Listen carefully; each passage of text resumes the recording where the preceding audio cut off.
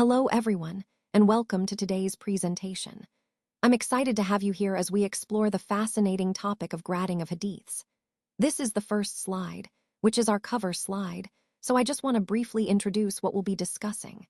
We'll look at how hadiths are evaluated, the criteria used for grading, and why this process is so important for understanding Islamic teachings.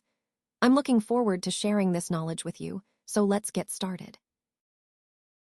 This slide discusses the concept of mutawatir, which is a very important classification in hadith studies.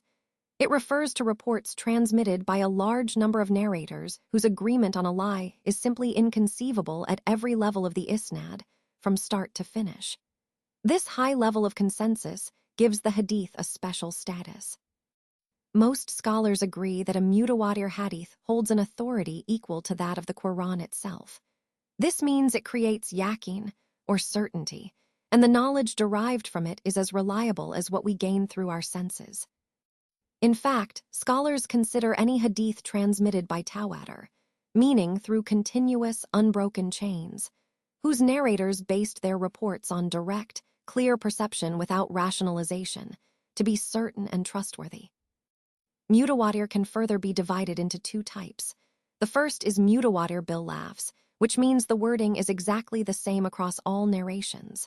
This type is quite rare, with scholars suggesting it probably doesn't exceed 10 such hadiths. The second is mutawatir bil mana, or mutawatir in meaning. Here, the wording may differ, but the overall meaning is consistent and agreed upon. Examples include core religious practices like prayer, hajj, fasting, zakat, and rules of qisas, which were witnessed by many companions and transmitted through generations. So, in essence, mutawatir signifies the highest level of authenticity and certainty in hadith transmission, whether through identical wording or through consistent meaning. This concept reinforces the reliability of fundamental Islamic teachings. This slide is about the concept of ahad, also known as the khabar al-wahid, which refers to a hadith narrated by a single individual.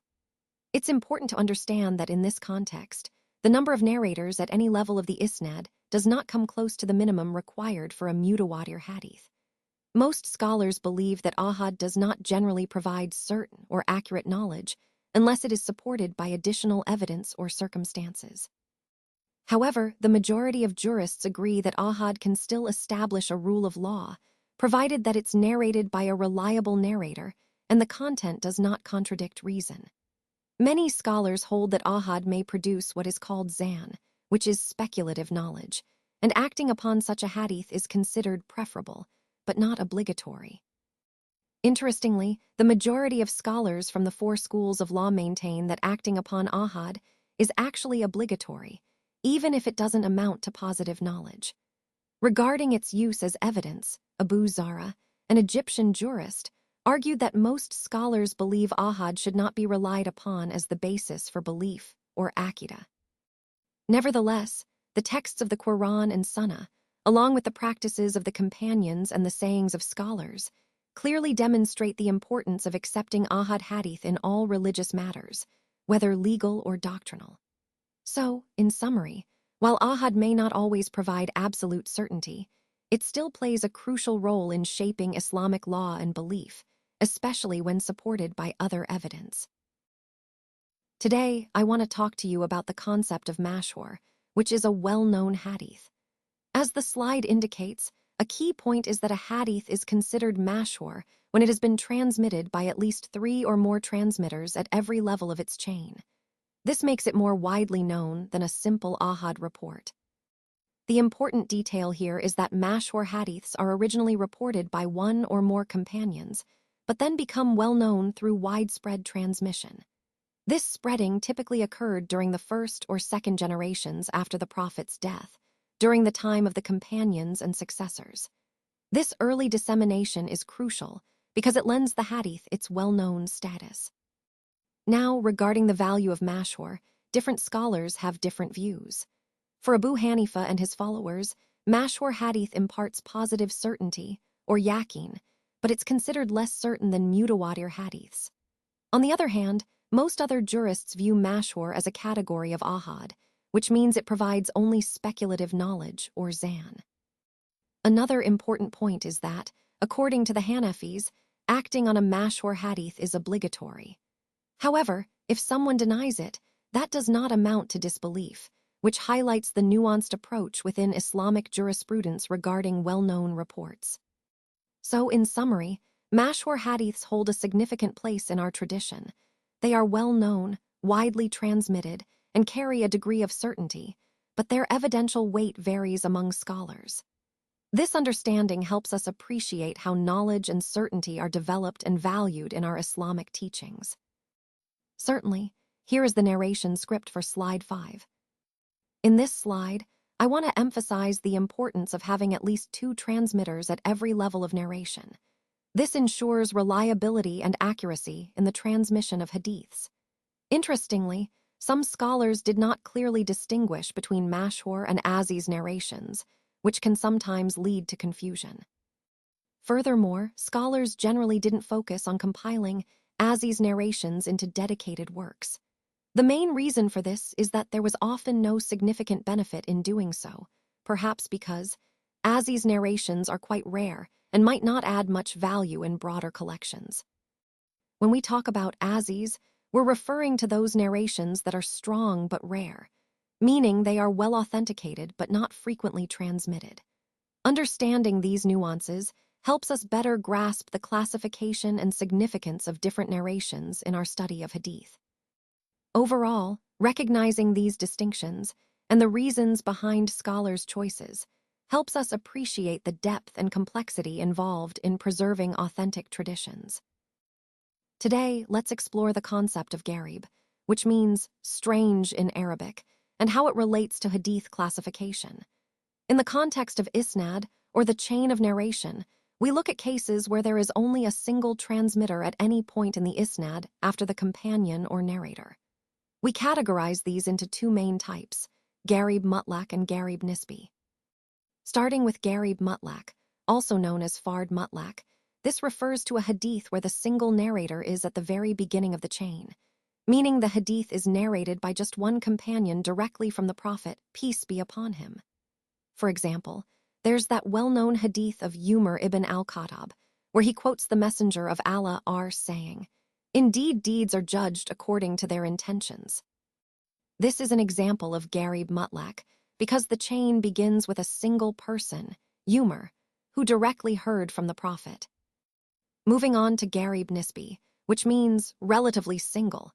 This refers to a hadith where, after the companions in the subsequent generations of narrators, there is at least one generation where only one person narrated the hadith.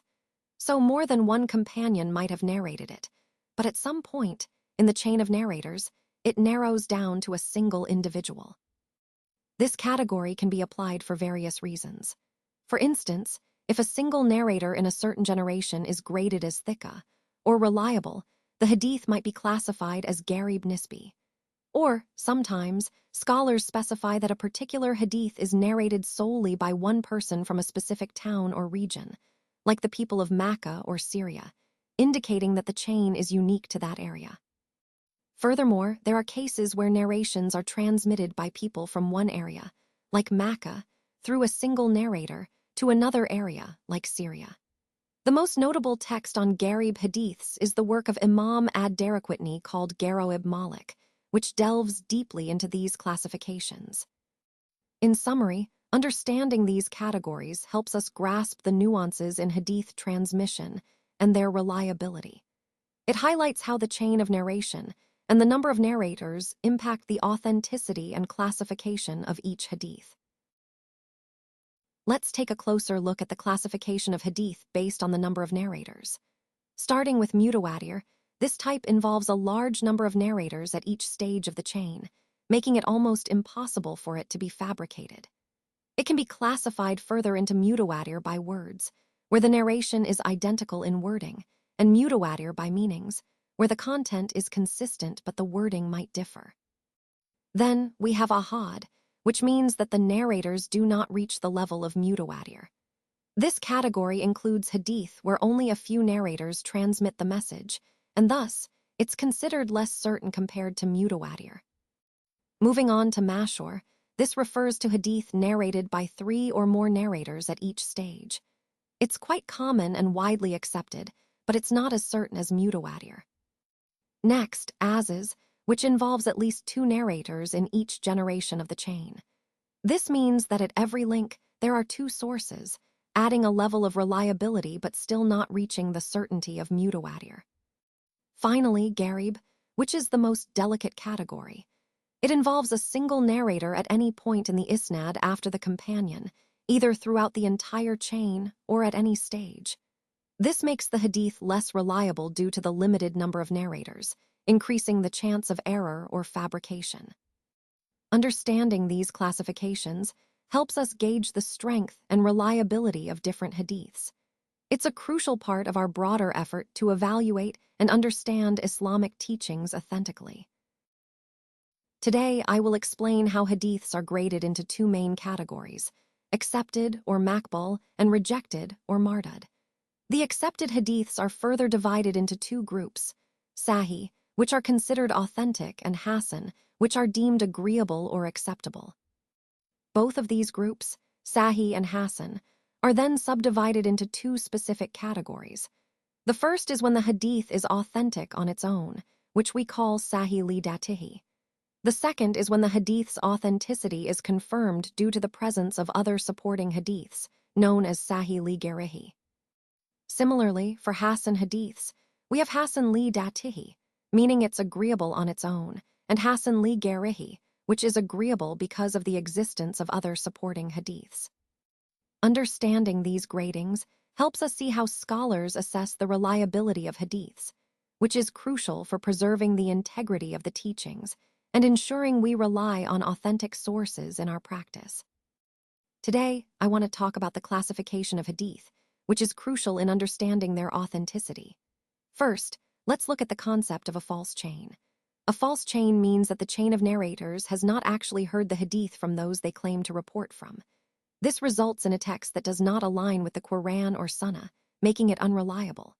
Interestingly, the narrators in such cases are usually truthful and have a fair memory, but the problem lies in the chain itself.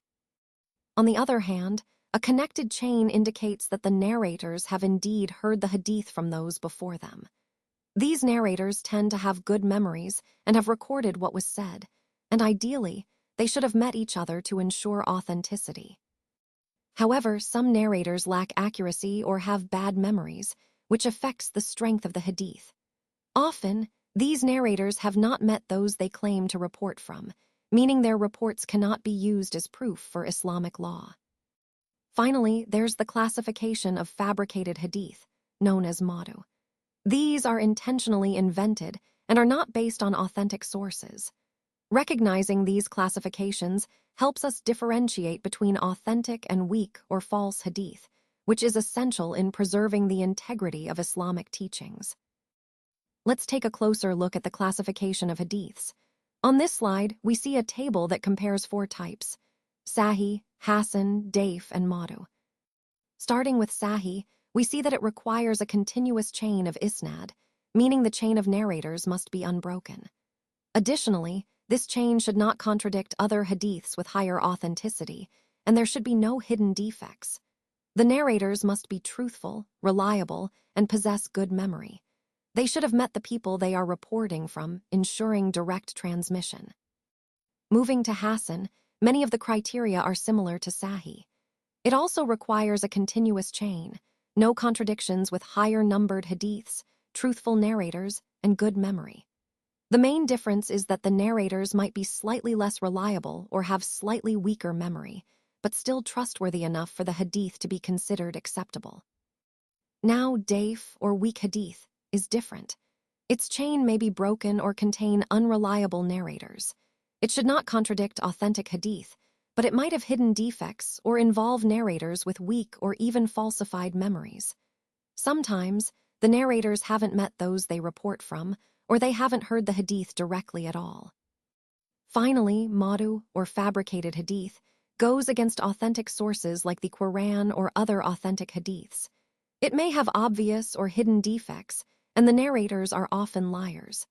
The chain is false, and the content can be indecent or contradict established teachings. Understanding these classifications helps us evaluate the reliability of hadiths and ensures that the information we rely on is sound. This classification is a cornerstone in preserving the integrity of our Islamic teachings. Now, moving on to slide 11, which highlights the 6 collection of hadiths. These collections are fundamental sources of Islamic teachings and guidance. They serve as a cornerstone for understanding the Prophet's sayings and actions, helping us connect more deeply with our faith. Each collection has its unique emphasis and history, but together, they provide a comprehensive picture of the Sunnah. The most well-known among these is Sahih al-Bukhari, which is prized for its authenticity and thoroughness. Then we have Sahih Muslim, also highly regarded for its reliability. The others, like Sunan Abu Dawud, Sunan al-Tirmidhi, Sunan al-Nasai, and Sunan Ibn Majah, each contribute valuable insights and diverse perspectives, especially in areas like jurisprudence and daily conduct. Understanding these collections is crucial because they shape our understanding of what it means to live a righteous life according to Islamic teachings. And they tie back to our overall theme of continuous learning and applying the teachings of Islam in everyday life. So, as we explore these collections, think about how they reinforce our commitment to learning and practicing the core values of our faith.